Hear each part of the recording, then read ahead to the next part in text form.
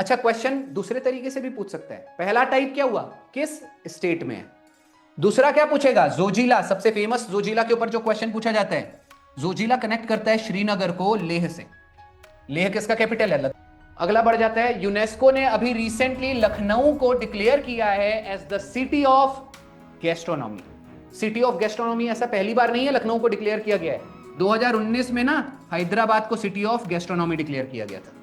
तो अभी अगर क्वेश्चन पूछा जाएगा, रिसेंटली किस सिटी को सिटी ऑफ गैस्ट्रोनॉमी डिक्लेयर किया गया है।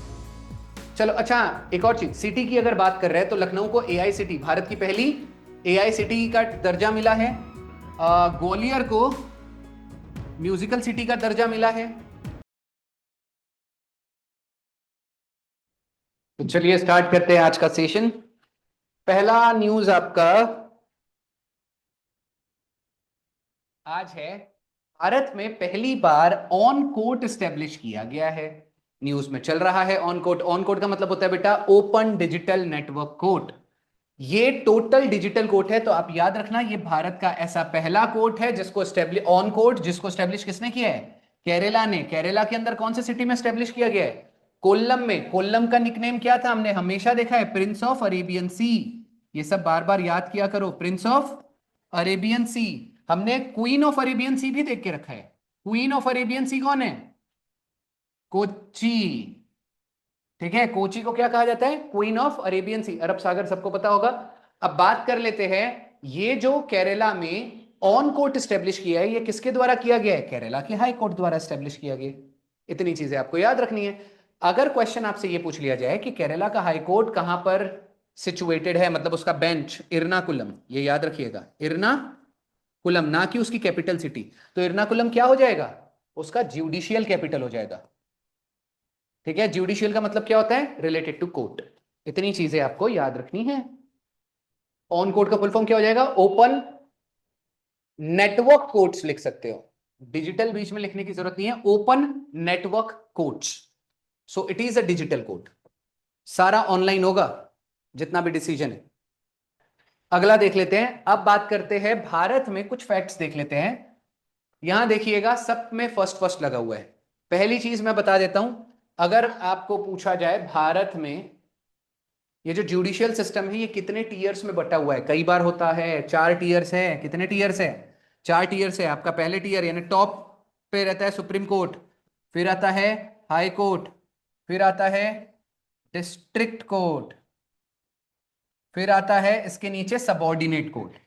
सबॉर्डिनेट कोर्ट, सबॉर्डिनेट मतलब उसमें मुंसिफ कोर्ट, अलग अलग अलग अलग कचेरी अचेरी सारी चीजें इसके अंदर आपकी आ जाएगी। तो आपने अभी क्या देखा, 4 तरह के कोर्ट देखे। कोई भी कोर्ट हो, चाहे सुप्रीम कोर्ट हो, हाई कोर्ट हो, डिस्ट्रिक्ट कोर्ट हो या सबॉर्डिनेट कोर्ट हो, यहां के जो हेड होता है उस हेड को क्या कहा जाता है, चीफ जस्टिस। मतलब चीफ जस्टिस सिर्फ सुप्रीम कोर्ट में नहीं होता, चारों कोर्ट्स में, चारों कोर्ट के हेड को क्या कहा जाता है, चीफ जस्टिस। इसको छोड़ के जो रिमेनिंग मेंबर्स बचते हैं उनको जजेस कहा जाता है। ठीक है, जजेस बेटा बहुत सारे होते हैं, 10 15 20 25 30, डिपेंड करता है वहां की स्ट्रेंथ क्या है। आपको ये याद रखना है। अब ये चीज पढ़ाता हूं तो ज्यादा याद रहेगा। बहुत सारे नए लोग क्या होते हैं, जज और चीफ जस्टिस में कंफ्यूजन होता है बहुत। अब आपको क्या करना है, भारत की पहली महिला किसी भी डिस्ट्रिक्ट की जज, उसका नाम था ऐना चंडी। हाईकोर्ट की पहली महिला जज, उसका नाम था ऐना चंडी। हाईकोर्ट की पहली महिला जज, हाईकोर्ट की पहली महिला जज का नाम हो जाएगा लीला सेठ। और पूरे भारत की किसी भी हाईकोर्ट की पहली महिला चीफ जस्टिस, उसका नाम हो जाएगा लीला सेठ। मतलब दोनों डेजिग्नेशन अलग है, सिर्फ 2% की हमने आज बात की है। अच्छे से लिख लीजिए, उसके बाद आगे देखेंगे। अच्छा, इसमें से क्वेश्चन किसके ऊपर एग्जाम में पहले भी बन चुका है, वो एक ये है, इसके ऊपर एग्जाम में आया है क्वेश्चन, और एक ये है। मैं कलर चेंज कर देता हूं ताकि आप सेपरेट कर सको। ठीक है बेटा, एक ये इंपॉर्टेंट है और एक ये इंपॉर्टेंट है, ये दो चीज भूल गए तो भी चलेगा। Second line fourth line is very important. Index index I think याद होगा सबको, सिर्फ एक ही इंडेक्स पूछ रहा हूं, अब बता देना। जेंडर गैप इंडेक्स, बताइए इसमें इंडिया की रैंकिंग क्या है, जेंडर गैप इंडेक्स। चलो ऑप्शंस दे देते हैं, 115, 118, 129 या 131। ऑप्शंस के अकॉर्डिंग देखो बेटा, हाथ स्पेसिफिक वही इंसान खड़ा करेगा जिसको लग रहा है हाईली चांसेस है कि वो सही है। पुराना आंसर था, मैंने बोला जेंडर गैप इंडेक्स, मतलब बेटा भेदभाव गर्ल्स एंड बॉयज में हो रहा है या नहीं है, कितना बड़ा गैप है बिटवीन गर्ल्स एंड बॉयज के राइट्स में। पहले था 129, अभी है बेटा इट इज 131, भूलिएगा नहीं। चलिए अगला देख लेते हैं। आज की सेकंड न्यूज है नक्सलिज्म के ऊपर। भारत को मैंने हमेशा बोला है मोदी गवर्नमेंट की फिलहाल one of the biggest achievement, अगर उनके पूरे कार्यकाल में पिछले 10 साल में वन ऑफ द बेस्ट चीज अगर उन्होंने कोई चीज अचीव की है तो वह है नक्सल फ्री भारत, भारत से नक्सलिज्म को हटा देना। आपने देखा होगा आर्मी नेवी एयरफोर्स में सल्यूटेशन किया जाता है जय हिंद करके। नक्सलिज्म में यही चीज लाल सलाम होती है। मूवीज देखे हो किसी ने? बहुत बार आपने देखा होगा सीआरपीएफ के जवानों को उड़ा दिया जाता है, किसी आर्मी पर्सनल्स को कैजुअलिटीज बहुत बार देखी जाती है जंगलों में बेटा, बहुत ज्यादा कैजुअलिटीज देखी जाती थी। बहुत सारे घरों में आपने देखा होगा घर वाले CRPF central reserve police force इसके अंदर अपने बच्चों को जाने देना नहीं चाहते थे ड्यू टू नक्सलिज्म। बहुत सारे नक्सलवादी उनको उड़ा देते थे।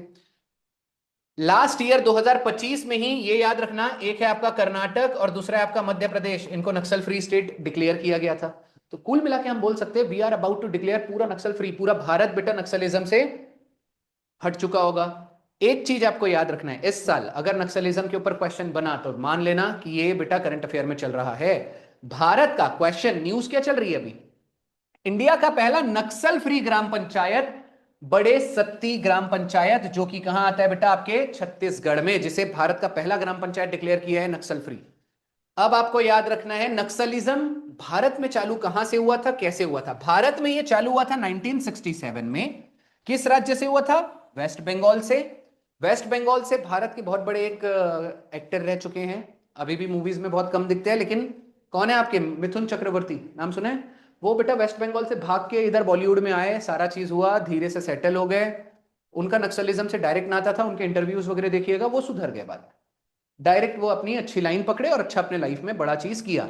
अगर क्वेश्चन पूछा जाएगा भारत में नक्सलिज्म कब चालू हुआ, 1960s में। भारत में नक्सलिज्म के फाउंडर किसे माने जाते हैं, मतलब किसने ये शुरुआत की थी? कानू सन्याल और चारू मजुमदार, ये है भाई साहब, ठीक है, जिन्होंने भारत में नक्सलिज्म की जिन्होंने शुरुआत की थी।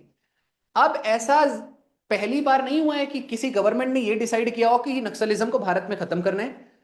कांग्रेस सरकार ने 2009 में एक ऑपरेशन चलाया था, ऑपरेशन ग्रीन हंट, लेकिन सक्सेसफुल नहीं हो पाए थे। इसलिए मैं बोल रहा हूं one of the biggest achievement by Narendra Modi ji. तो आपको याद रखना है वो क्या है, नक्सल फ्री भारत। अब याद रखिएगा एक आखिरी चीज मैं बता रहा हूं, वो है रेड जोन, ऑरेंज जोन और ब्लू जोन। ऐसे 3 जोन डिसाइड करके रखा गया था, जिसका मतलब होता है कि किसी पर्टिकुलर स्टेट में नक्सलिज्म कितना ज्यादा है। अगर बहुत ज्यादा है तो वो क्या कहा जाएगा? Red zone, severely affected areas के लिए। ऑरेंज जोन मतलब मॉडरेटली अफेक्टेड एरिया, और अगर ब्लू जोन है इसका मतलब है वहां पर प्रेजेंस जो नक्सलिज्म का है वो बहुत ज्यादा कम है। इतना चीज आप लिख लेंगे, है ना?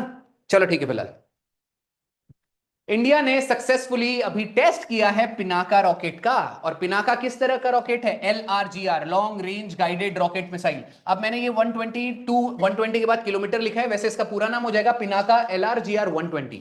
120 किसको डिनोट करता है? 120 किलोमीटर को, मतलब कि उसकी रेंज को। अगर क्वेश्चन पूछा जाए Pinaka rocket recently successfully test किया गया, लोकेशन अगर पूछा जाए कि भाई लोकेशन क्या था, आपका हो जाएगा लोकेशन का नाम उड़ीसा। उड़ीसा में कहा टेस्ट किया गया? चंडीपुर। याद रखना उड़ीसा में मोस्टली जितने भी रॉकेट टेस्ट होते हैं वो चंडीपुर में ही होते हैं। ये कौन सा है? लॉन्ग रेंज मिसाइल है। इतनी चीजें आपको याद रखनी। आपने देखा होगा आई थिंक लॉर्ड शिवा का धनुष का नाम था पिनाका, तो आपको याद रखना है किसको डेडिकेट किया गया है? लॉर्ड शिव के धनुष को।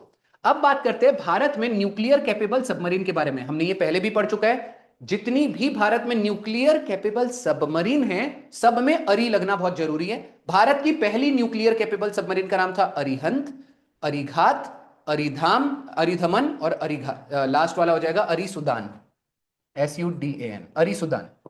ये 4 न्यूक्लियर सबमरीन लिख लेना। एक आखिरी चीज इंपॉर्टेंट बता देता हूं, ये पिनाका जो मिसाइल है किसने बनाया है? DRDO ने, लेकिन DRDO का एक यूनिट है ARDE, इसने बनाया है। इतना चीज अब आप लिख लीजिए। अच्छा एक और चीज, ये अलग से एक मिसाइल न्यूज में चल रही है, प्रलय मिसाइल। आपको पता है कई बार क्वेश्चन कैसे दिया जाता है? डिफेंस का प्रलय, डिफेंस का वर्ड है, बताइए ये क्या है? मिसाइल है, गन है, आर्टिलरी है, या क्वेश्चन में दे दिया जाएगा इट इज अ नाम ऑफ आर्मर और समथिंग, तो आपको याद रखना है it is a missile. Missile में भी शॉर्ट रेंज बैलिस्टिक मिसाइल है जिसकी रेंज क्या है 150 से लेके 500 किलोमीटर तक, बाकी कुछ याद नहीं करना है। प्रलय मिसाइल लिख लीजिएगा। आपको फेमस टाइप बता के रखते हैं, डिफेंस से जरूरी नहीं है हमेशा, हालांकि आपके बैंकिंग में भी हमेशा क्वेश्चंस पूछे जाते हैं किसके ऊपर। लास्ट ईयर ही मैंने एसबीआई का यहाँ के कोई आप लोगों ने दिया था, वहां पूछा गया था सूर्य किरण एक्सरसाइज के ऊपर। अगर एक्सरसाइज के ऊपर क्वेश्चन नहीं आएगा ना तो इस पे क्वेश्चन आएगा। सबमरीन की बात चल रही है तो कौन मुझे बताएगा कि ये जो सबमरीन किस प्रिंसिपल पे वर्क करता है? आर्किमिडीज प्रिंसिपल, वेरी गुड बेटा, लिख लीजिएगा। अच्छा, ये आर्किमिडीज को फादर ऑफ मैथमेटिक्स कहा जाता है, लिख लीजिएगा, फादर ऑफ मैथमेटिक्स। अच्छा, ये जो प्लेन हवा में उड़ता है वो कौन से प्रिंसिपल पे वर्क करता है? प्लेन जो उड़ता है बर्नौलीज प्रिंसिपल, ठीक है, लिख लीजिएगा। ये आपके सीजीएल 2019 का क्वेश्चन होगा, 2019-18 का। चलो ये हो चुका है, आगे बढ़े।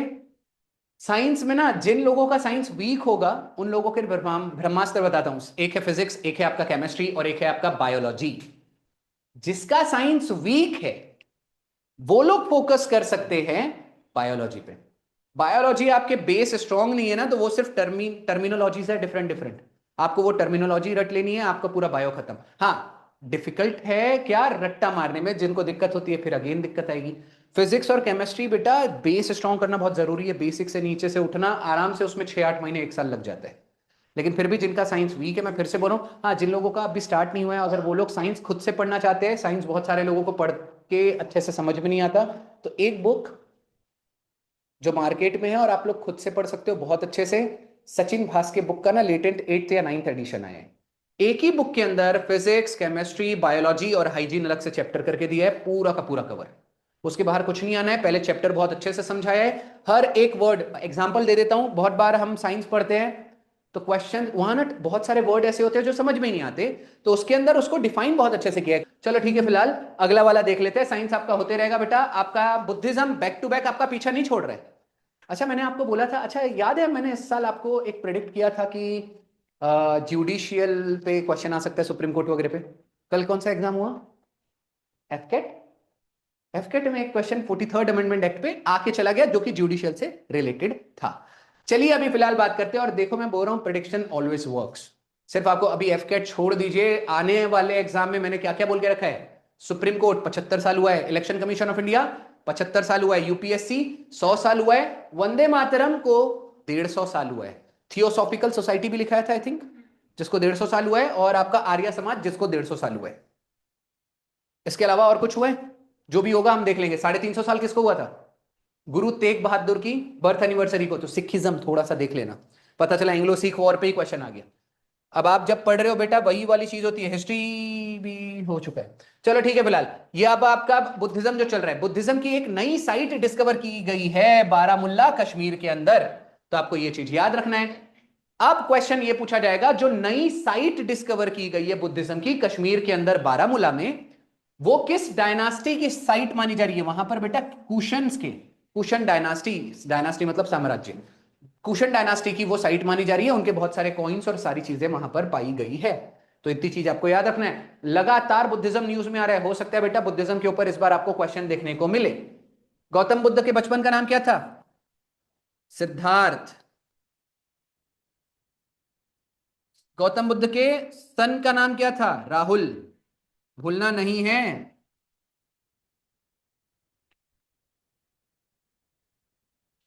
कौन मुझे बताएगा? एक होमवर्क मैंने लास्ट टाइम दिया था, गौतम बुद्ध के हॉर्स का नाम। अच्छा, इनके चैरिटियर का नाम क्या था? चैरिटियर जो रथ, रथ सारथी जो रथ चलाता है, इनके चैरिटियर का नाम क्या था? चैरियटियर का, इनके चैरिटियर का नाम था चीना। ठीक है, घोड़ा चना खाता है, तो घोड़ा बेटा वही वाला हो गया, रथ चलाने वाले का नाम। ये हो चुका है, तो आगे बढ़े। ठीक है, एक काम करते हैं, मैं आपको एक चीज बताता हूं। नालंदा एक यूनिवर्सिटी हो गई, ओदंतपुरी दूसरी यूनिवर्सिटी हो गई, और विक्रमशिला तीसरी यूनिवर्सिटी हो गई। आपको लिखना क्या है, ये 3 की 3 यूनिवर्सिटी कहां है? बिहार में। ये लिख लीजिए, डन। 3 यूनिवर्सिटीज जो बुद्धिज्म की है और जो कि कहां पर लोकेटेड है? बिहार में लोकेटेड है। एक लौती बुद्धिस्ट की यूनिवर्सिटी वल्लभी जो गुजरात में लोकेटेड है। बस इतनी चीजें अभी फिलहाल लिखी। 4 बुद्धिस्ट यूनिवर्सिटी मैंने बताई है अलग अलग प्लेसेस की। पहला ही आपका आज का वन लाइनर अब सब पटपट होगा। एशियन सीड कांग्रेस 2025 बेटा कहां पर रखा गया था? रखा तो गया था दिल्ली में। क्वेश्चन पूछा जा रहा है इनॉग्यूरेट किसने किया है? मैं बोल रहा हूं किसने किया होगा? शिवराज सिंह कौन है बेटा? Agricultural minister. यहां पर सीड का मतलब होता है बीज, यहीं से आपको समझना चाहिए था बीज का उपयोग करता है फार्मर। एग्रीकल्चरल मिनिस्टर है, इन्होंने इनॉग्यूरेट किया है। इतनी चीज आपको याद रखनी है। चलो एक काम करते हैं, बहुत दिन से हमने ना कैबिनेट मिनिस्टर्स डिस्कस ही नहीं किया है, 2024 में चेंज हुए थे। यूनिक वाले थोड़े बहुत बता देता हूं। कौन मुझे बताएगा कॉमर्स मिनिस्टर कौन है? यानी वाणिज्य मंत्रालय, बिजनेस, पीयूष गोयल, लिख लीजिएगा। टेक्सटाइल मिनिस्टर, कपड़ा मंत्री, कौन हो जाएगा? गिरिराज सिंह। ठीक है। और कोई? रेलवे मिनिस्टर सबको याद होगा। वेरी गुड, अश्विनी वैष्णव।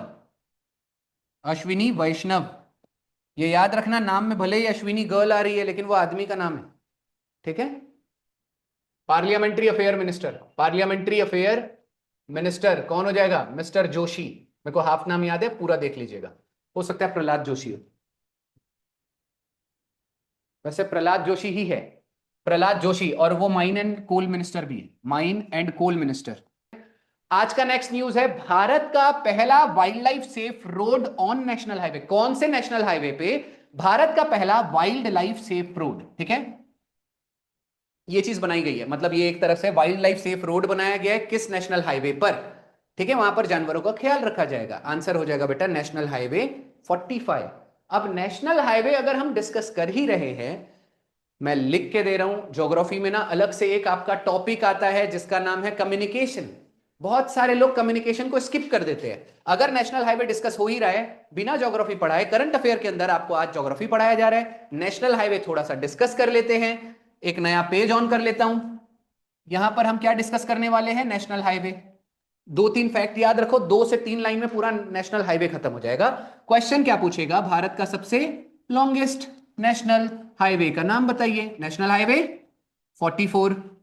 हो सकता है दूसरे तरीके से क्वेश्चन पूछेगा, नेशनल हाईवे 44 का पुराना नाम बता दीजिए। नेशनल हाईवे 07, यानी कि नेशनल हाईवे 7 था।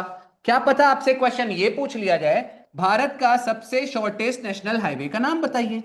आंसर हो जाएगा 966 बी। हो सकता है आपसे क्वेश्चन ये पूछ ले क्वेश्चन के अंदर डाल के ही कि शॉर्टेस्ट नेशनल हाईवे भारत का 966 बी है, बताइए किस राज्य के अंदर है? केरला। या क्या क्वेश्चन तीसरे तरीके से ये नहीं पूछ सकता कि केरला के अंदर ही लोकेटेड है, बताइए कौन सी 2 सिटी को कनेक्ट करता है? अभी हमने देखा था कोल्लम, कोची से इर्नाकुलम से, इर्नाकुलम। या देखना ये कोल्लम को इर्नाकुलम से कर सकता है, वैसे तो कोची ही होना चाहिए। इर्नाकुलम, अभी हमने देखा था इर्नाकुलम क्या है? भारत का ये जुडिशियल कैपिटल ऑफ केरला, और भारत का ये पहला डिस्ट्रिक्ट था जो 100% लिटरेसी रेट अचीव किया था। एक और चीज कर लेते हैं, नेशनल हाईवे में 2 चीज क्लियर हो गई। अच्छा, किसी ने पूछा नहीं लॉन्गेस्ट नेशनल हाईवे भारत जो नेशनल हाईवे 44 है, ये कौन सी 2 सिटीज को कनेक्ट करता है? बेटा ऊपर से कनेक्ट करता है श्रीनगर को, नीचे से कनेक्ट करता है कन्याकुमारी। कन्याकुमारी मतलब भारत का सदर्न मोस्ट पॉइंट लैंड में, इससे साउथ में कुछ और ही नहीं, आखिरी पॉइंट है कन्याकुमारी। क्या पता आपसे नेक्स्ट टाइम क्वेश्चन ये पूछ ले कि भाई नेशनल हाईवे बनाने के लिए कोई एक पर्टिकुलर एजेंसी होगी जो ये रोड बनाएगी, जिसका नाम है NHAI। NHAI का full form national highway authority of India. एक चौथी चीज और आखिरी चीज जो आपको याद रखना चाहिए कि national highway authority of India को स्टैब्लिश कब किया गया था? चलिए हिंट दे देता हूं, 1980s में किया गया था। चलिए हिंट दे देता हूं, 1985 के बाद किया गया था। चलिए हिंट दे देता हूं, 1990 के अंदर ही किया गया था। It is 1987। ये सारा अगर नेशनल हाईवे से रिलेटेड सब कुछ हो गया हो, एक और पेज देख लेते हैं नेशनल हाईवे से रिलेटेड। ये सबने कर लिया था, ये हो गया ना सबका? आपको एक और चीज याद रखनी है नेशनल हाईवे से रिलेटेड, भारत में अब तक का सबसे biggest highway project, biggest highway project जो लॉन्च किया गया था वो किया गया था बेटा 2017 में, जिसका नाम था भारत माला। ठीक है, भारत माला भूलिएगा नहीं, अब तक का सबसे बड़ा प्रोजेक्ट था ये। अब एक काम कर रहे हैं, जब आप नेशनल हाईवे या कम्युनिकेशन टॉपिक डिस्कस कर रहे हो और हमने गोल्डन, कौन सा था गोल्डन, गोल्डन क्वाड्रिलेटरल, अगर वो डिस्कस नहीं किया तो क्या किया, गोल्डन क्वाड्रिलेटरल। बेटा ये भी एक प्रोजेक्ट था। गोल्डन क्वाड्रिलेटरल से रिलेटेड 3-4 फैक्ट बता देता हूं। क्वाड्रिलेटरल का मतलब क्या होता है, 4 साइड्स। अब गोल्डन क्वाड्रिलेटरल करता क्या है, ये प्रोजेक्ट था जिसको 2001 में लॉन्च किया गया था। चलो गोल्डन क्वाड्रिलेटरल के 2-3 पहले फैक्ट्स देख लेते हैं। पहला फैक्ट हो जाएगा गोल्डन क्वाड्रिलेटरल कब लॉन्च हुआ, 2001। दूसरा फैक्ट हो जाएगा गोल्डन क्वाड्रिलेटरल किसका ड्रीम प्रोजेक्ट था, अटल बिहारी वाजपेयी। तीसरा क्वेश्चन क्या ये नहीं पूछ सकते कि भाई गोल्डन क्वाड्रिलेटरल जब 2001 में लॉन्च किया गया था उस समय भारत का प्रधानमंत्री कौन था, अटल बिहारी वाजपेयी, सेम आदमी था। क्या क्वेश्चन ये नहीं पूछ सकते कि गोल्डन क्वाड्रिलेटरल जो कि प्रोजेक्ट था नेशनल हाईवे से रिलेटेड, उसकी टोटल लेंथ क्या है, 5846 किलोमीटर। जैसे कि मैंने बोला गोल्डन क्वाड्रिलेटरल केवल 5000 किलोमीटर का है, और ये भारतमाला जो प्रोजेक्ट था इसमें हम ना हाईवेज डेवलप करने वाले थे 34,000 करोड़ किलोमीटर का। ये जो प्रोजेक्ट था इसके अंदर हम नेशनल हाईवे, स्टेट हाईवे सब कुछ डेवलप करने वाले थे। टोटल कितने हजार किलोमीटर का, 34,000 किलोमीटर का। अब गोल्डन क्वाड्रिलेटरल क्या है अभी भी मैंने नहीं बताया। क्वाड्रिलेटरल का मतलब क्या होता है, 4 साइड। एक काम करिए, मैं हमेशा डिस्कस करता हूं, ये सबको पता होगा, नॉर्थ साउथ ईस्ट वेस्ट। हमारे इंडिया में 4 मेट्रोपॉलिटन सिटी है। नॉर्थ में है दिल्ली, ईस्ट में है कोलकाता, साउथ में है चेन्नई और वेस्ट में है मुंबई। अब ये जो गोल्डन क्वाड्रिलेटरल है ये नेशनल हाईवे ही है। ये नेशनल हाईवे 4 मेट्रोपॉलिटन सिटीज को कनेक्ट करता है। अब एक काम करेंगे, ये चीज लिख लेना है, गोल्डन क्वाड्रिलेटरल क्या करता है, इंडिया की 4 मेट्रोपॉलिटन सिटी को कनेक्ट करता है। इतनी चीजें आपको गोल्डन क्वाड्रिलेटरल के बारे में याद रखना है। एक आखिरी चीज गोल्डन क्वाड्रिलेटरल का बचा है, जो टफेस्ट क्वेश्चन मुझे लगता है हो सकता है। देखो बेटा मैं फिर से ना मैप बना के दिखा देता हूं। ये है आपका दिल्ली, ये है आपका मुंबई, ये है आपका इधर कोलकाता, ये है आपका चेन्नई। अब दिल्ली से क्या है, रोड ही तो जाएगा, ये सेम रोड जा रहा है, ये सेम रोड इधर जा रहा है और ये रोड जा रहा है, मतलब ये चारों सिटीज को कनेक्ट किया जा रहा है। क्या पता आपसे क्वेश्चन पूछ ले कि भाई गोल्डन क्वाड्रिलेटरल में टोटल नंबर ऑफ कितने नेशनल हाईवे इन्वॉल्व है, लिखना 16, 19 और 48। ये 3 नेशनल हाईवे गोल्डन क्वाड्रिलेटरल से कनेक्टेड है। मतलब ये 3 नेशनल हाईवेज का यूज होता है ये 4 सिटी को कनेक्ट करने के लिए। अब आपको ये जो मैप बनाया हूं सेम ऐसा मैप बनाना है। हम क्या करने वाले हैं, एंटी क्लॉकवाइज चलेंगे, मतलब उल्टा चलेंगे। घड़ी ऐसे घूमती है, हम उल्टा चलने वाले हैं। दिल्ली से अगर आपको मुंबई में जाना है तो आप नेशनल हाईवे 48 का यूज करोगे। क्वेश्चन क्या नहीं पूछ सकता, गोल्डन क्वाड्रिलेटरल में अगर आपको मुंबई से चेन्नई के बीच में जाना है तो कौन से नेशनल हाईवे का यूज होगा, सेम नेशनल हाईवे 48 यहां जाएगा। ठीक है, अगर चेन्नई से कलकत्ता जाना है तो आप नेशनल हाईवे 16 का यूज करोगे, और कोलकाता से दिल्ली जाना है तो नेशनल हाईवे 19 यूज करोगे। डन।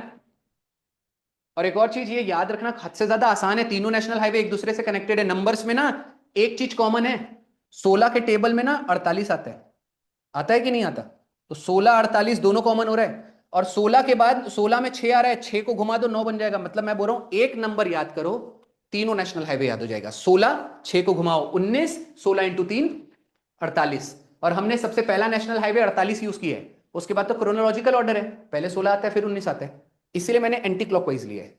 अगर मैं ऐसे बताता उल्टा उल्टा कुछ समझता नहीं, सबसे बड़ा नेशनल हाईवे पहले यूज होगा और उसके बाद क्रोनोलॉजिकल ऑर्डर 16 और 19। डन। अगला देख लेते हैं अब आज का। 2 पासेज न्यूज में चल रहे, अगेन ज्योग्राफी। करंट अफेयर पढ़ते पढ़ते बेटा, हमेशा मैं बता रहा हूं, बात ना हमारी करंट अफेयर नहीं, static GK, current affair, geography, history, polity, economics सब कुछ चलता है। अब देखो 2 चीज यहां पर मेंशन की गई है, चोला और डोकला। यहां पर ला का मतलब होता है पास। अब किसी इंसान को अगर पास नहीं पता, मान लीजिए ये पहाड़ है, यहां बहुत बड़ा रास्ता है। अब अगर ये पहाड़ और यहां पर आपका घर है, अगर ये पहाड़ बीच में नहीं होता, अब पहाड़ बीच में है मतलब आपको क्या करना पड़ेगा, ऐसा आना पड़ेगा और इसको घूम के इधर जाना पड़ेगा, मतलब बहुत बड़ा लॉन्ग कट है। पहाड़ अगर नहीं होता तो हम डायरेक्ट ऐसे नहीं चले जाते क्या।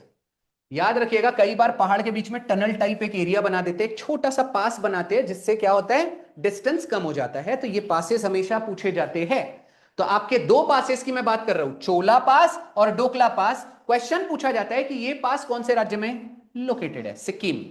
सिक्किम के दो पासेस जो हमेशा न्यूज में नहीं रहे या ना रहे, सबसे कॉमन पासेस जो आपके एग्जाम में पूछे जाते हैं वो बता रहा हूं। जेलेपला, लिख लीजिएगा, जेलेप ला पास और नाथू ला पास। नाथू ला, ये दोनों लिख लीजिएगा, चार पासेस हो गए, चोला, डोकला, जेलेपला, नाथुला। जम्मू कश्मीर का एक पास बता देता हूं, चलिए, जोजिला पास। जोजिला, बेटा गॉड जिला का भाई, जोजिला, ये याद रखिएगा कहां है। अच्छा, क्वेश्चन दूसरे तरीके से भी पूछ सकता है। पहला टाइप क्या हुआ, किस स्टेट में है। दूसरा क्या पूछेगा, जोजिला, सबसे फेमस जोजिला के ऊपर जो क्वेश्चन पूछा जाता है। जोजिला कनेक्ट करता है श्रीनगर को लेह से। लेह किसका कैपिटल है, लद्दाख का, ठीक है। और लद्दाख पूरे भारत का सबसे बड़ा यूनियन टेरिटरी है इन टर्म्स ऑफ एरिया, लिख लीजिएगा, ठीक है। In terms of area Bharat का सबसे लार्जेस्ट यूनियन टेरिटरी लद्दाख। इसका एरिया क्या हो जाएगा, 59,000 स्क्वायर किलोमीटर। 59,000 के बाद के मैंने डिजिट्स गायब कर दिए, राउंड अप बता रहा हूं। अच्छा, अगर क्वेश्चन, मैंने अभी एक बहुत स्टैंडर्ड और बहुत अच्छी चीज बताया कि भारत का सबसे बड़ा union territory in terms of area. Question नहीं पूछ सकता क्या भारत का सबसे छोटा union territory in terms of area? It is Lakshadweep. Lakshadweep, Lakshadweep मेरे ख्याल से सिर्फ 32 स्क्वायर किलोमीटर का है, सिर्फ 32। ये इंडिया का सबसे छोटा यूनियन टेरिटरी है, ठीक है। तो सबसे बड़ा और सबसे छोटा एक ही बारी में आपने देख लिया यूनियन टेरिटरी। अब एक आखिरी चीज लिख लीजिए, अरुणाचल प्रदेश के अंदर एक बोमडीला है, BOMDILA, बोमडीला।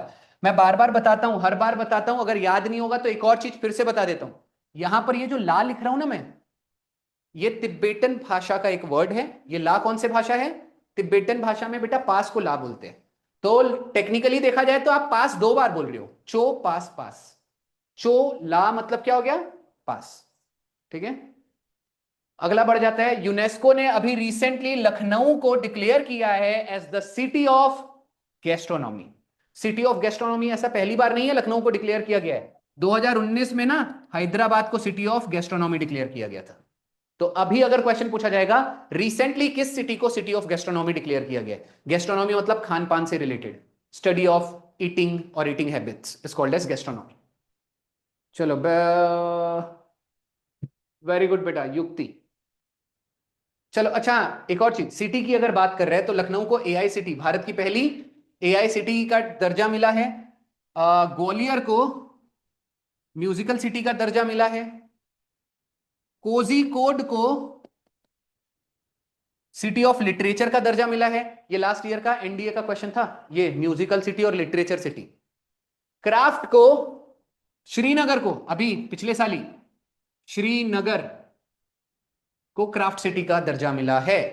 ये सिटीज आपको याद रखनी है। भारत की पहली स्लम फ्री सिटी चंडीगढ़, लिख लीजिएगा, चंडीगढ़। स्लम मतलब पता है ना बेटा, वो झुग्गी झोपड़ी। एक भी झोपड़ी नहीं दिखेगी आपको चंडीगढ़ में, इसीलिए beautiful city of India Chandigarh को कहा जाता है, beautiful city of India. Chandigarh आप जाएंगे बेटा, ऐसा लगेगा सीधा फॉरेन, रोड पे सोने का मन करेगा, मतलब इतना रोड क्लीन रहता है। कभी आप गए हैं नागपुर के रोड देखे आपने? बहुत ही ज्यादा शुद्ध काले रोड, मतलब डांबर तो काला ही होता है, मतलब उसमें मैं बोल रहा हूं मिट्टी नहीं दिखती इतना। अब क्यों, अब मैं बताऊं नागपुर के रोड अच्छे क्यों है। नागपुर रोड के लिए जाना जाता है क्योंकि आपका road minister, road and transportation minister Nitin Gadkari Nagpur से है। तो वहां के रोड ऐसे मक्खन है, पेट का पानी नहीं हलेगा अगर आप कार से जा रहे हो तो, इतना क्लीन एंड अच्छा रोड है। चलो ठीक है बेटा, अगला फिलहाल नेशनल वाटर अवार्ड 2024 का है, लेकिन डिस्ट्रीब्यूट 2025 के अंत में किया गया। तो क्वेश्चन अगर पूछा जाए भारत का नेशनल वाटर अवार्ड किसे दिया गया है, आंसर क्या होगा?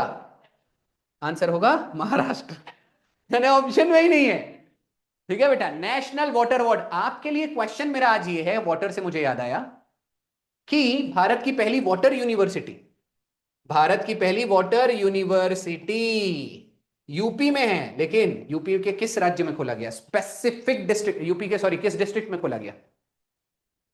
बुकर प्राइज 2021 नहीं है, ये 2025 है। बुकर प्राइज 2025 डेविड जाले को दिया गया था एक चीज और, इनकी बुक का नाम था फ्लैश, भूलना नहीं है।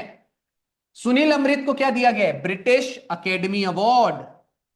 British academy award. अच्छा, ब्रिटिश अकेडमी अवार्ड भी बुक्स के लिए दिया जाता है। उनकी बुक का नाम क्या था? The burning earth. The burning earth या द बर्निंग ऑफ अर्थ, ऐसा ही कुछ है। सीसर, CSIR, इसका फुल फॉर्म हो जाएगा council, council of scientific and industrial research. ठीक है, ये सीसर को इस साल एक अवार्ड दिया गया है, best science team award. Best science team award. कौन मुझे बताएगा? साइंस से मुझे याद आया, साइंस डे कब मनाया जाता है? रमन इफेक्ट सुना है ना? रमन इफेक्ट जब उन्होंने डिफाइन किया था वो बेटा 28 फेब 1928 को ये कंसेप्ट दिया था। तो याद रखिएगा 28 फेब को क्या रहता है? Science day. चलो अगला देख लेते हैं। टाइम मैगजीन ने सीईओ ऑफ द ईयर 2025 किसे डिक्लेयर किया गया है? क्या लग रहा है आंसर क्या होगा? आंसर होगा, ठीक है, नील मोहन। अच्छा, नील मोहन आपके सीईओ है, किसके है? यूट्यूब के। ठीक है। अच्छा अच्छा, पूरे के पूरे सीईओ ही दिए लगता है। सत्य नडेला, सुंदर पिचाई किसका है? गूगल का सीईओ है, लिख लीजिएगा। सत्य नडेला माइक्रोसॉफ्ट का है। एनआर नारायण मूर्ति ये तो इन्फोसिस के बेटा फाउंडर थे। अरविंद कृष्णन आईबीएम के सीईओ है। ठीक है, आईबीएम। अच्छा, ये सब के सब इंडियंस हैं और इंटरनेशनल लेवल पे इंडिया को रिप्रेजेंट कर रहे हैं। वर्ल्ड हेल्थ ऑर्गेनाइजेशन ने रिसेंटली अपना एक मीटिंग रखा था दिल्ली में। बताइए आपको क्या लगता है, ऑप्शन देख के कौन सी मीटिंग होगी? कौन सी मीटिंग होगी बेटा? देखो नाम में ना हेल्थ आ रहा है, हेल्थ अगर आपकी अच्छी ना हो तो मेडिसिन लेते हो। तो याद रखिएगा, ग्लोबल ट्रेडिशनल मेडिसिन समिट इस साल दिल्ली में रखा गया था, ये लिख लीजिए। ठीक है। वर्ल्ड हेल्थ ऑर्गेनाइजेशन का बर्थडे कब रहता है? कब स्टेब्लिश हुआ था? 1948 में। तारीख क्या थी? 7 अप्रैल। यही रीजन है हर साल 7 अप्रैल को आपका हेल्थ डे होता है, भूलिएगा नहीं। 7 April health day, world health day. और ये सीओपी का फुल फॉर्म क्या है? Conference of parties. 30वां एडिशन ब्राजील में 2025 को रखा गया था। 31वां एडिशन 2026 में तुर्की ये में रखा जाएगा। और अगले साल का बेटा 2027 का यानी कि 32वां एडिशन होगा इथियोपिया में, भूलिएगा नहीं। समिट के ऊपर एक क्वेश्चन आएगा, नो वन नोस कौन सा है। सब चीज अच्छे से लिखना है। ग्लोबल स्पेक्स 2030 रिसेंटली लॉन्च किया है वर्ल्ड हेल्थ ऑर्गेनाइजेशन ने। क्वेश्चन पूछा गया है बेटा, वर्ल्ड हेल्थ ऑर्गेनाइजेशन का ग्लोबल स्पेक्स 2030 किससे रिलेटेड है? Mental health awareness. ठीक है। अच्छा, मेंटल हेल्थ डे कब रहता है? होमवर्क आपका, मेंटल हेल्थ डे। अच्छा, इंडिया में एक mental health initiative, mental health, mentally जो इल लोग हैं या मेंटली डिस्टर्ब हो चुके हैं, उसके लिए ना ब्रांड एम्बेसडर रिसेंटली बॉलीवुड की किसी एक्ट्रेस को बनाया गया है। लास्ट वीक हमने डिस्कस किया होगा, नहीं किए थे तो अभी कर ले रहे बेटा, दीपिका पादुकोण, भूलिएगा नहीं। ठीक है। चलिए, विच प्रोडक्ट, तमिलनाडु के किस प्रोडक्ट को जीआई टैग दिया गया है? देखो बेटा, चोकुमा राइस, चोकुमा या चोकुवा, चोकुमा राइस कहां का है? आसाम। कटरानी राइस कहां का है? बिहार। थिरुमल्ली राइस कहां का है? तमिलनाडु। क्वेश्चन क्या पूछा है? तमिलनाडु का जीआई टैग। ये भी तो दोनों बेटा तमिलनाडु के। वोरायूर कॉटन साड़ी भी तमिलनाडु की है, तो आंसर हो जाएगा ए एंड बी बोथ। ठीक है। जीआई का फुल फॉर्म ज्योग्राफिकल इंडिकेशन। चलिए, आपका ये होमवर्क रहेगा, एशिया का पहला protected royal bird sanctuary. Asia का पहला protected royal bird sanctuary north east India में है। ठीक है, एशिया का पहला प्रोटेक्टेड रॉयल बर्ड सेंचुरी। अच्छा, रॉयल मतलब ये रजवाड़ा राजा लोगों ने इसकी शुरुआत की थी 17th सेंचुरी में। ठीक है। चलिए, who became the most expensive Indian player in महिला प्रीमियर लीग? ठीक है बेटा, women's premier league, WPL, IPL का बेटा महिला वाला वर्जन है वो। आपको क्वेश्चन पूछा जा रहा है, इस साल की सबसे महंगी प्लेयर का नाम बताइए। नाम है दीप्ति शर्मा। हरमनप्रीत कौर कौन है? इंडिया टीम की कैप्टन जो नेशनल टीम है, स्मृति मंदाना कौन है? Vice captain. एक चीज और, वुमेन प्रीमियर लीग चल रहा है, मेरे ख्याल से 1-2 दिन में इसका फाइनल भी खत्म हो जाएगा, 2-3 दिन में। नेक्स्ट वीक में हम डिस्कस कर लेंगे डिटेल में डब्ल्यूपीएल के बारे में। एक काम करिएगा, डब्ल्यूपीएल के बारे में एक चीज याद रखिएगा, इसका पहला एडिशन 2023 में खेला गया था, फर्स्ट एडिशन। दूसरा पॉइंट, फर्स्ट एडिशन का यानी यहां का विनर कौन था? मुंबई इंडियंस। आखिरी पॉइंट, सेकेंड एडिशन 2024 में। बेटा ये कोई भी चीज भूल जाना, लेकिन 2024 को भूलने का नहीं, क्योंकि आरसीबी जीती थी, याद रखिएगा। महिलाओं ने पहले जीता, बाद में कोहली ने जीता, है ना। कोहली को मैसेज मिला था, जीत जाओ भाई। आपने देखा 18 फॉर अ रीजन हो गया था। 18 साल लग गए कोहली को एक आईपीएल जीतने के लिए। चलिए अगला देख लेते हैं। एशिया पावर इंडेक्स में इंडिया की रैंकिंग क्या है? 3rd नंबर पे है, फर्स्ट नंबर पे है यूएसए, दूसरे नंबर पे है चाइना। ठीक है। करप्शन इंडेक्स कौन बताएगा? बेटा एशिया पावर इंडेक्स, देखो एक बात बता रहा हूं, एशिया फायर पावर इंडेक्स में जरूर नाम में एशिया भले ही आ रहा है, लेकिन वर्ल्ड में ये मिलिट्री रैंकिंग बताती है, जिसमें हमेशा टॉप अमेरिका मारता है। ठीक है। 3rd नंबर पे कौन है? इंडिया, 96। बेटा 99, it is 96। Corruption index, gender gap index 131, peace index क्या? बेटा पी कौन से नंबर का लेटर है? 16, -1। हमेशा 16 के आसपास याद रख लीजिएगा, 115। अब पीस है मतलब हैप्पीनेस भी आसपास ही होगा, 115 के आसपास। अब पीस ही नहीं रहा भारत के पास, तो हैप्पीनेस कैसा रहेगा? 118। याद रखिएगा, हैप्पीनेस इंडेक्स। डन। होमवर्क आपका एक, press freedom index. Press freedom index homework है, ढूंढ के लाना। अब बहुत दिन से ना मैं यही सेम चीज बता रहा हूं, ये तो याद नहीं हुआ, इसलिए अगले चीज पे बढ़ी नहीं रहा हूं बेटा। प्रेस फ्रीडम इंडेक्स ढूंढ के लाना है। इंडिया का पहला इंटीग्रेटेड फाइनेंशियल सिटी का नाम बताइए? अमरावती। उदयपुर भारत की पहली वेटलैंड सिटी था, भूलिएगा मत। लखनऊ तो अभी देख लिए हमने, श्रीनगर तो क्राफ्ट सिटी फिर से देख लिए। अच्छा, श्रीनगर में ही भारत का पहला फ्लोटिंग एटीएम एस्टेब्लिश किया? नहीं, चलो होमवर्क है आपका। भारत का पहला फ्लोटिंग पोस्ट ऑफिस कौन से लेक में एस्टेब्लिश किया गया था? डल लेक। डल लेक कहां आता है? जम्मू एंड कश्मीर। तो होमवर्क ये है, कौन सा जिला था या कौन सी सिटी थी जहां पर भारत का पहला फ्लोटिंग पोस्ट ऑफिस स्टैब्लिश किया गया था? एक और स्टैंडर्ड होमवर्क दे देता हूं, भारत का, जो लोग स्पेशली बैंकिंग कर रहे हैं, भारत का पहला फ्लोटिंग एटीएम। भारत का पहला फ्लोटिंग एटीएम। एटीएम तो हमने हमेशा देखा है, हमने क्या क्या एटीएम देख चुका है? भारत का पहला हेल्थ एटीएम, भारत का पहला गोल्ड एटीएम, भारत का पहला ग्रेन एटीएम, भारत का पहला एटीएम, और भारत का पहला 24x7 ओपन रहने वाला ग्रेन एटीएम। कौन मुझे इंसान ये पूरे के पूरे आंसर बता देगा? ऑप्शंस है लखनऊ, गुरुग्राम, भुवनेश्वर,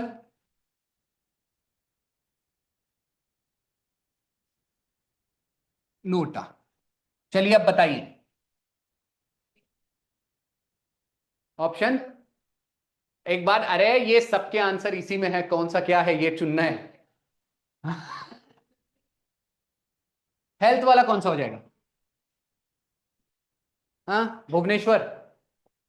गोल्ड एटीएम लिखा हूं कि नहीं? Gold ATM. चलो नोटा के जगह हैदराबाद। सारे इतने सब हो चुके हैं, अब आपको पहचानना है। आंसर बताओ बेटा। फर्स्ट एटीएम तो ऑप्शन में नहीं है। चलो गोल्ड एटीएम है हैदराबाद। गुरुग्राम, नाम में ही ग्राम आ रहा है। ग्रेन। लखनऊ बेटा, इट इज योर लक कि आपकी हेल्थ कैसी रहने वाली है। आजकल तो 3 साल के बच्चे को हार्ट अटैक आ जाता है, तो लक से क्या याद आएगा? हेल्थ। हेल्थ बेटा लक पर डिपेंड है। आप लोग मटन, चिकन, दारू, सिगड़ी, बिगरेट, बिगरेट सिगड़ी नहीं, मतलब बीड़ी सिगरेट कुछ नहीं पी रहे हो, फिर भी साला धूम्रपान पीने वालों को कुछ नहीं हो रहा है, जो धूम्रपान नहीं कर रहे उनको हो जा रहा है। तो इट इज ऑन लक। सुपारी मत खाओ, तुमको लंग का कैंसर हो जाएगा। मतलब ऐसा भी हो जाता है, और बीड़ी पीने वाला 90 साल जी रहा है। जो डॉक्टर उसका चेक किया था वो 65 साल में मर गया। मतलब ऐसा भी हो जाता है। चलो ठीक है बेटा। अब आ जाते हैं पंजाब नेशनल बैंक की पहली महिला brand ambassador. Punjab national bank का पहले हरमनप्रीत कौर। बेटा आपको नोटिस किया, सारी की सारी फीमेल प्लेयर्स अब ट्रेंड में चल रही है क्योंकि वर्ल्ड कप जीत के आई है। तो आपको ये याद रखना है, पंजाब नेशनल बैंक की हरमनप्रीत कौर पहली महिला ब्रांड एम्बेसडर। अच्छा पहले कौन था? विराट कोहली। ठीक है। विद्या बालन बेटा फेडरल बैंक, फेडरल बैंक की ब्रांड एम्बेसडर है। Finally the last and the final one, international film festival 2025 host किया गया था गोवा में। और गोवा किसके अंदर आता है? गुजरात। भारत की पहली मूवी का नाम राजा हरिश्चंद्र। लेकिन याद रखना ये मुक्की मूवी, साइलेंट मूवी थी भारत की, और ये लॉन्च रिलीज की गई थी 1913 में। भारत की पहली बोलती हुई मूवी का नाम क्या था? आलम आरा। आलम आरा। अच्छा एक और चीज बताता हूं, ये स्टैटिक जीके का पार्ट है। अगर कोई सोच रहा होगा ऐसा क्वेश्चन नहीं आता, ऐसा भी आ जाता है, क्वेश्चन छूट जाता है। अब आपको याद रखना है आलम आरा भारत की पहली साउंड वाली मूवी थी। अब इसका ईयर याद रखना बहुत आसान है, अगर ये वाला ईयर याद रहेगा तो। ईयर यहां पर था 13, 13 को इधर उधर करो, 31। चलो तीसरी और सबसे इंपॉर्टेंट मूवी, भारत की पहली कलर मूवी किसान सभा, किसान सभा। चलो चौथी और आखिरी बता देता हूं मूवी से रिलेटेड एक फैक्ट। भारत की पहली 3D movie my dear sister, my dear कुत्ती, एक मिनट, कुत्ती नहीं कुट्टी, माय डियर कुट्टी चतन। ठीक है, माय डियर कुट्टी, कुट्टी मतलब बेटा स्मॉल ब्रदर। वो कन्नड़ मूवी थी, शायद कर्नाटक में बनाई गई थी। एक लास्ट, भारत की पहली 3D डांस वाली मूवी कौन बताएगा? बेटा सबने मूवी देखी होगी ये तो, ABCD मूवी नहीं देखी हो? एनीबडी कैन डांस, है ना? तो वो भारत की पहली 3D वाली डांस, वो ऐसा क्वेश्चन नहीं आने वाला, फिर भी मैंने एक फैक्ट बता दिया। इसी के साथ आपका मूवी से रिलेटेड पूरे फैक्ट्स खत्म होते हैं। एक आखिरी चीज, चलो मूवी से रिलेटेड, पूरे भारत का लार्जेस्ट या हाईएस्ट अवार्ड मूवी के जगत का बताइए कौन सा है? ये दादा साहब फाल्के अवार्ड की स्थापना हुई थी 1969 में, भूलना नहीं है। ठीक है बेटा। कुछ हाँ, ऑस्कर अवार्ड की स्थापना कब हुई थी?